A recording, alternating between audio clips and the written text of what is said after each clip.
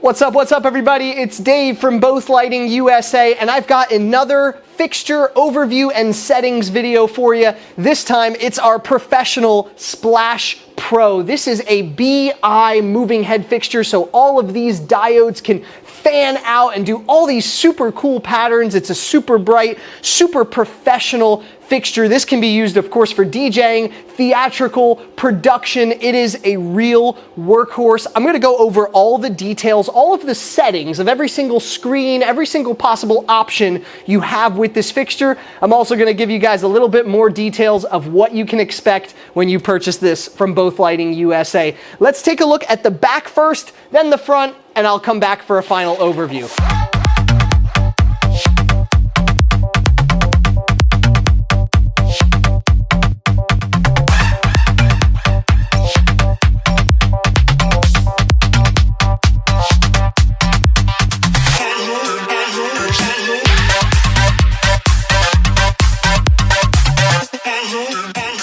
Taking a look at the back of the fixture, there's nothing too out of the ordinary here. Of course, you've got your power on and off switch. You've got power con in and out right here. And then you have a 3-pin in and out DMX connection right here. That is 3-pin DMX. Of course, this works with all wireless DMX as well. And you can daisy chain out into another fixture if you need to.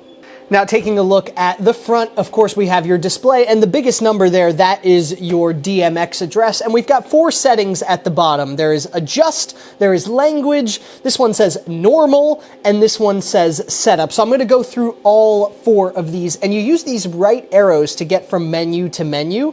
Now, if you saw right there, the 97 was highlighted. When it's highlighted, if you press OK, that allows you to adjust your DMX channel. That's where you adjust it. Now, if you use these up and down arrows, they actually do a big jump. So if you needed to get into the 400s, you can head over to the 400s with this big jump. And now let's say I need 430, you can use the left and right arrows to do the fine adjustment. So there we go, we have reached 430. Press the OK button to set your DMX channel. And then let's take a look at the rest. If you use this right arrow, it'll unhighlight there, and you'll see the first section highlighted, which is adjust. Adjust is not a setting that you need. When you press OK on here, it actually prompts you for a password. This is the LED calibration setting that they only use in the factory. We don't even get the password, so don't worry about that. You can press the back button there, and that actually just got us to our main menu, which I will get to, but if you press the back button one more time, it gets you into the home screen. So I showed you adjust. After that, you have this EN/Chinese. So that is your language right there. I highly recommend, keeping it on English. One time I switched it to Chinese and I couldn't read anything, but it's good to know that it's actually just right on the main menu. So if you mess it up, if you switch it to Chinese on accident, you should be able to very quickly get back to this setting to change it. So then you get to this setting right here that says normal, and there's 2 options here. There's either normal or invert. Now, when you invert the fixture, it actually flips the screen upside down, and this is when you're, of course, mounting this on truss. If you're mounting it upside down, you want to be able to read the numbers correctly. So that's why you have your invert, or you have your normal, which is regular upright. This is for if you're putting it on a totem, on a table, on a road case, something like that, you're going to have your normal.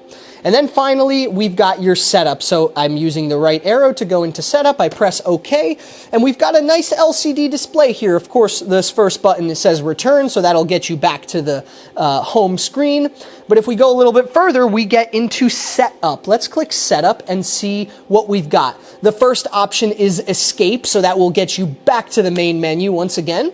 Let's head into setup. Heading down, we have run mode, so you've got DMX, you've got 2 auto modes on this fixture, and then you actually have a sound active mode. And if you're running either of these 3 modes, you can master slave them to another fixture. But guys, anybody that's using moving heads really will tell you that you want to use DMX control. The videos that you see, the examples that you saw today in this video are all running on SoundSwitch, our pre-programmed DMX file. It's called Diamond. The Diamond SoundSwitch file gets you up and running instantly.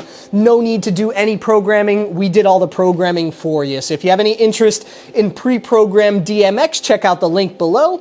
So I'm going to keep us on DMX mode here. Heading down, we have channel. So this is going to be your DMX channel mode. There are 3 different options on this fixture: 23 channel, 35, and 51 channel.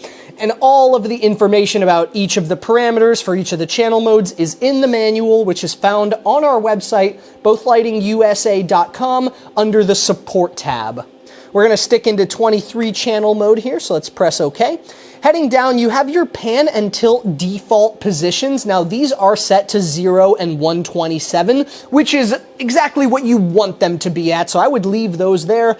You have your options to invert your pan and tilt, inverting your X, Y, so if your light is facing one way, you can have it face the opposite. So if you're programming and you have them on the same channel and you want them to do opposite effects, you can invert the pan or the tilt. You can also swap the pan and the tilt on this fixture, which is interesting. I'm not sure of a perfect example for that one, but you have the option if you want to.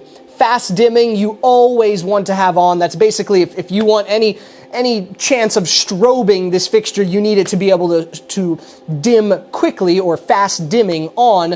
If you are not dimming quickly, then you're going to put on a strobe and it's going to start fading the light. A little bit further, we have keep signal. So keep signal, of course, what happens here is if the fixture loses DMX control, do you want to keep the fixture doing exactly what it was doing, or do you want it to black out? So this is where you choose that.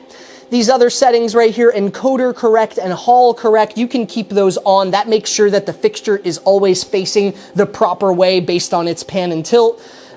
Heading down, you've got your backlight times. It shows you how long the screen will stay on untouched before it dims itself. So it's set to 30 seconds here. We've got your dimmer curve for the fixture, which we recommend curve 3 on this fixture after lots of testing. And then you have your load default, which is basically your reset. If you press this back button here, it'll get you back once again. Heading over from setup, we have that adjust menu. Once again, the same one that you saw on the home screen. This is that LED calibration that you will never have to do. It is password protected. We've got test mode right over here, and this gives you full manual control of every single setting in the fixture. The zoom, the rotation, the dimmer, the strobe, of course, the pan and tilt. So if you wanted to make a static look without using DMX, you could technically set this fixture to do anything you want in a static look. These aren't auto modes. This is a fine-tune adjustment of every single detail of the fixture. That's what you can do in test mode, and this will give you the ability to reset the entire fixture, to reset the pan and tilt, to reset the head, which is your LED and all the components inside. And you even have the option to turn the motor on and off, which you're probably not going to want to do. So you can leave that setting alone. And finally, you've got your info. This gives you basic information about the fixture, including any error messages. So right now, very nice, no failure messages. DMX data right over in here. Sensor information. The firmware version that's running on the fixture. And finally, the usage time of the fixture, which you don't press down on it, it just shows you right there. You can go back, either hit escape or press the back button to get you back to your main menu of the fixture.